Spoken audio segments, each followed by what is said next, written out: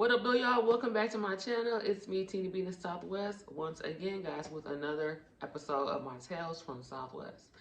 Now, I told you guys this next one was gonna be real deep because I was gonna get into how I actually started hustling or trapping or whatever you want to call it, and the devastating things that happened that made me say, you know what, I'm good on this stuff. I need to change my life for real. So, it all started, saying like right after I had my first child. Y'all know I'm a mother in case you don't know, whatever. And what I'm saying, like my environment, like the environment where I lived and where I grew up at, my household, family, everything like that. Like to be honest, like it was a lot of substance abuse going on. Like I remember finding needles on the ground, picking it up, and my grandmother would like, "No, don't touch that," because I was asking her, "Grandma, what's this?" And she'd be like, "Don't touch that," and like slap it out my hand. Don't ever pick that up. And I just remember like just seeing a lot of stuff. Like I knew it was a lot of people running in and out our house and stuff like that. Because there was a bunch of family in our house or whatever. But like I said, I was younger. I didn't really know what was going on or whatever. Until after I had my daughter or whatever. Because I had moved out of that particular family house into another house with other family members. And what I noticed is that they were always having money problems, and I would see guys from my neighborhood pulling up and pulling off to my house, and it was guys that I knew. You know what I'm saying? They used to try to talk to me, or that I just knew from my street that I was cool with, and I was like, why are they talking to my family members? Like, why are they pulling up over here and stuff like that? So it was beginning to get. I was getting a little irritated by it, and then like with certain stuff started getting cut off, like utilities, stuff like that, and I had a child, like I was like, okay, well, I need to step up and do what I need to do. And then I was like, you know what? If they gonna come over here and get this money, then I might as well figure out how I can get the money and keep the money in the house, or whatever, and that way the bills still get paid, whatever. That was my thinking for it, or whatever. So, so y'all, I had met this girl. I had been knowing her for a minute. And I've been around her, and she was a hustler. You know what I'm saying? Like she made money. Like I had respect for her. I had no idea nothing about the hustling game or whatever. Like I had never even seen this stuff before. Like I had no idea about it.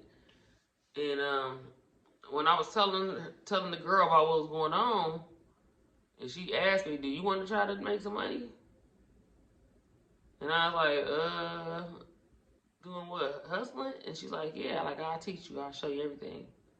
And I was like, okay, sure. Like, and I to be honest, like I was like mesmerized by it, and then seeing a woman do it, and it was just like if she can do this, then I can do this. And I ain't gonna lie, I was like, it kind of like inspired me, and I know that's bad, but I wanted to get into it, and I tried it. You know what I'm saying? Like I not tried using it, but it was easy for me to get started because so many people that I was close to was already using stuff. So I just went around them and was like, okay, y'all, I'm trying to do this. I got this and that.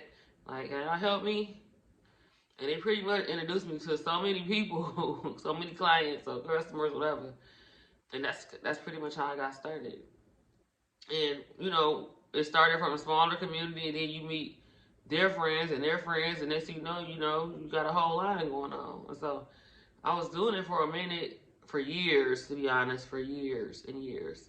And I'm not gonna lie, I had good times. I had multiple cars at sometimes in my lives. I had, tens of thousands of dollars stacked up at one point in my closet that the police came and got. But that's another story I'll tell y'all in the future. But yeah, like, I thought I was living a life. Like I thought I was doing it up. Like I had like old schools, like 78 Caddy Eldorado.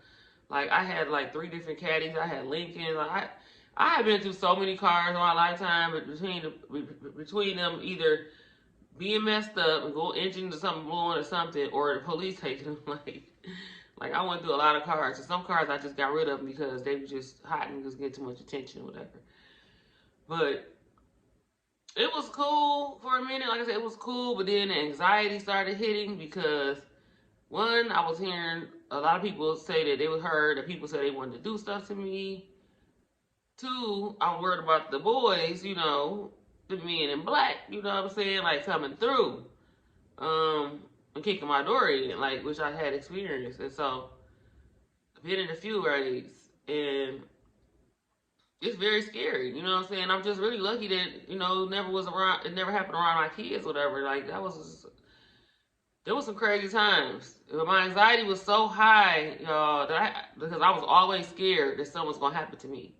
So I really, it was at a point like I could go outside one day and my phone would ring to the point I make $600 to $1,000 in a day, but I would be so terrified that I couldn't even enjoy it. I was so scared, and I was like, I gotta get out of this. I was so scared, um, and to the point that when I ended up getting set up and going to jail, you know what I'm saying, the last time, like I felt it about to happen. Like my nerves were so bad, my anxiety was so high, and I just felt like something was gonna happen to me, y'all, because I be getting feelings about stuff. Um, and so yeah, y'all, one particular day, it was somebody who I just started. I had been dealing with maybe a few weeks. I had met through another one of my people that I had been dealing with, and the person kept calling me, and something told me don't like go out, don't answer the phone. But they just kept calling and calling. So I was like, man, he just keep calling. I'm like, what's up? And he was trying to spend like a nice amount, which was way more than what he normally spent, which that should have been a red flag. And I'm like, dang. But something was telling me, don't go. Like everything inside me was telling me, don't do it.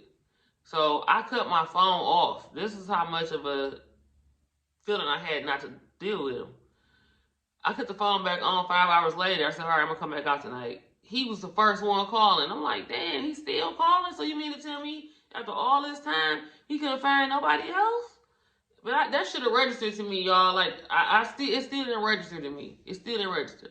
So I went, y'all, and when I pulled in the parking lot at Gale Gardens in Melvindale, I pulled in the parking lot and they was asking what car I was in, and I was like, "Why? Don't worry about it. You know what I be in." It was like a whole bunch of flags that I should have just busted U-turn and turned around. But it was like, "Oh, turn right here. I'm right here, right there."